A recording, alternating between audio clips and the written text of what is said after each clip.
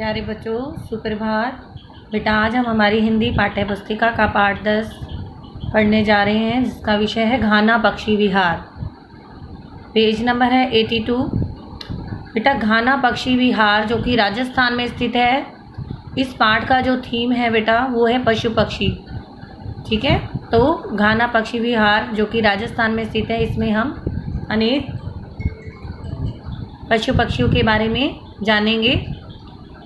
Let's start. Rajasthan राज्य में स्थित भरतपुर का घाना पक्षी विहार देश विदेश के पक्षियों के क्रीड़ा स्थल के रूप में विख्यात है। यह विश्व के श्रेष्ठतम पक्षी अभयारण्यों में गिना जाता है तथा हमें पक्षियों की घुमक्कड़ प्रवृत्ति की जानकारी देता है। हजारों विदेशी पक्षी प्रतिवर्ष एक निश्चित कार्यक्रम के अनुसार यहाँ आ रहे हैं। उन्हें न किसी प्रकार के पारपत्र की आवश्यकता होती है और न ही किन्हीं अन्य अंतर्राष्ट्रीय नियम कानूनों का पालन करने। पारपत्र होता है बेटा पासपोर्ट की, उन्हें न तो किसी पासपोर्ट की आवश्यकता होती है और न ही किसी अन्य अंतर्राष्ट्रीय नियम कानून का पालन करने की।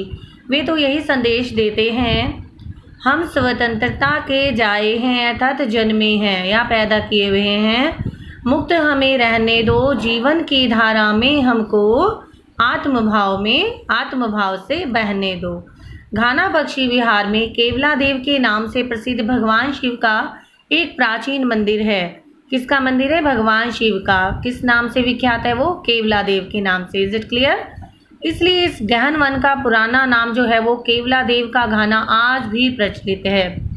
एक शताब्दी पूर्व भरतपुर नरेशों द्वारा इसे एक आखेट वन के रूप में विकसित किया गया था।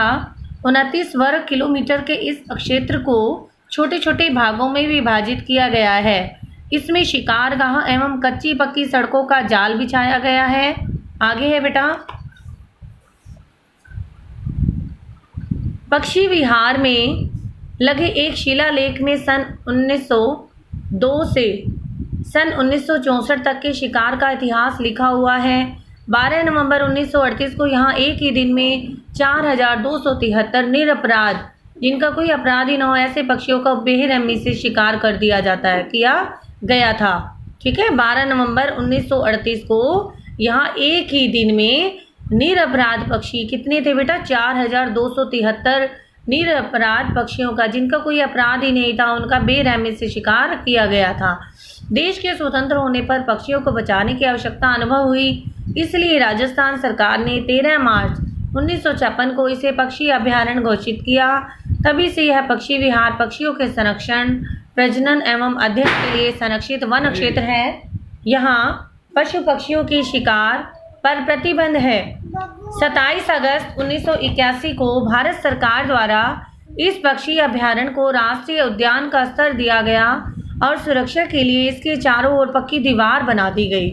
यूनेस्को द्वारा इसे विश्व धरोहर घोषित किया गया है।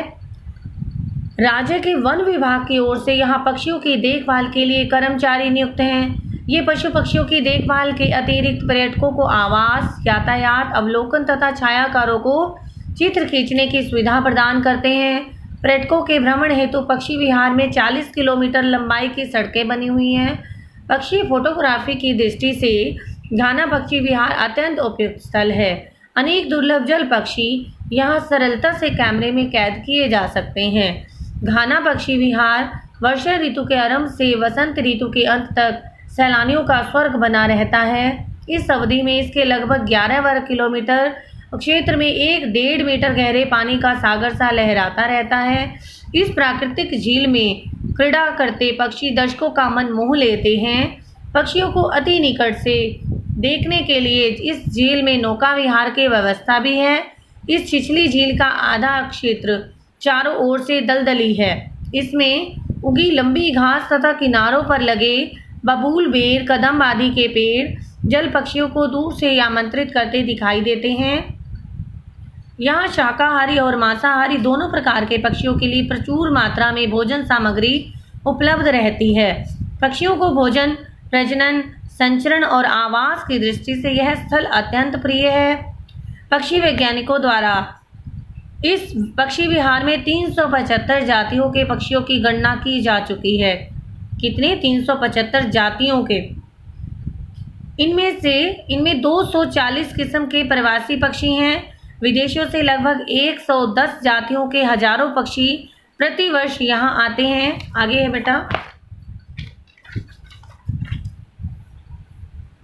बॉम्बे नेचुरल हिस्ट्री सोसाइटी के अध्ययनकर्ताओं द्वारा गत वर्षों में यहाँ हजारों पक्षियों को पैरों में एल्यूमिनियम के छल्ले पहनाकर छोड़ा गया है।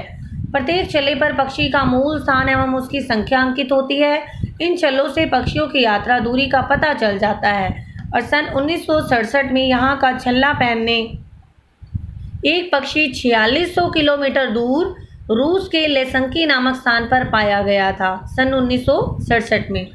इसी प्रकार घाना पक्षी विहार में चिन्हांकित हजारों पक्षी रूस में देखे गए और रूस के चिन्हांकित पक्षी घाना पक्षी विहार में पाए गए।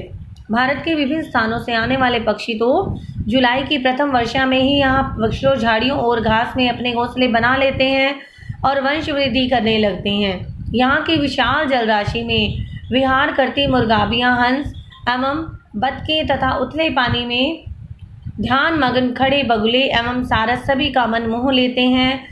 आकाश में उड़ते तथा वृक्षों पर मंडराते रंग बिरंगे पक्षी और उनका कलरव अत्यंत मनोरम दृश्य उत्पन्न करता है। शरद ऋतु में साइबेरिया, ताशकंद, मंगोलिया, तिब्बत, चीन, अफगानिस्तान, बलूचिस्तान, ईरान तथा जर्मनी के बहुरंगे हजारों पक्षी जो है यहाँ सर्दियाँ बिताने आते हैं और ग्रीष्म आरंभ होते लौट जाते हैं। उस समय तक उनके देश में बर्फ पिघलने लगती है। अप्रैल तक लगभग सभी विदेशी पक्षी यहाँ से चले जाते हैं। सुदूर साइबेरिया के बर्फ से सफेद सारस, भूरे कलहंस तथा अनेक प्रकार की बतखें आदि पक्षी बड़ा दिन मनाने भरतपुर आते हैं और ब्रज की होली का आनंद लेकर लौट जाते हैं। साइबेरियाई सारस आकार में भारतीय सारस के समान होते हैं, किंतु उनका जो रंग बिरंगा रूप होता है वो बहुत ही सुंदर होता है। इनकी चोंच और पैर लाल तथा चमकीले होते हैं। उड़ने पर पंखों के अगले भाग काले दिखाई देते हैं। इनको आकाश में अंग्रेजी के वी अक्षर की आकृति में उड़ते देखा जा सकता है। तुरही जैसी इनकी तीखी किंतु सुरीली बोली अत्यंत कर्णप्रिय होती है अर्थात कानों को प्रिय लगने वाली होती है। इस पक्षी विहार में आने वाले विदेशी पक्षियों में राजहंस, सुरखाव, चकवा चकवी, सिंकपर, पीसन, बेशवूर, नीलसिर, चुपका, अबाब, बिल, तिलेर, चातक आदि प्रमुख हैं। पक्षियों के अतिरिक्त नीलगाय, चीतल, काले हिरण, सांबर, सुअर, वन गाय, अजगर आदि भी यहाँ स्वच्छंदता से विचरण करते हैं अर्थात बिल्कुल आज़ादी से। जरक से ही सियार, वन बिलाव, बिज्जू, उद बिलाव, नेवला, खरगोश आदि भी यहाँ पर्याप्त संख्या में हैं। सारसों की नृत्य लीला, बया की नीड़ निर्माण कला, हंसों की मदमाती चाल तथा सरपसम ग्रीवा की हरकतें सभी का मन मोह लेती हैं। जल कौओं की गोताखोरी, बगुला भगत की दागाबाजी, पपीहा की पीयू पीयू, कोयल की कूक कानों में मिश्री घोल देती है। सोन चिड़िया की कचरारी आंखें, हिरणों की छलांगें, चीतलों की सुंदर काया और आलसी अजगर की मस्ती भरी नींद को कलम या वाणी से व्यक्त नहीं किया जा सकता। यहाँ तो स्वयं ही आकर रसानुभूति की जा सकती है अर्थात कहने का तात्पर्य है इसका जो रस है, इसका जो आनंद है हम वहीं जाकर ही प्राप्त कर सकते हैं। ठीक है बेटा।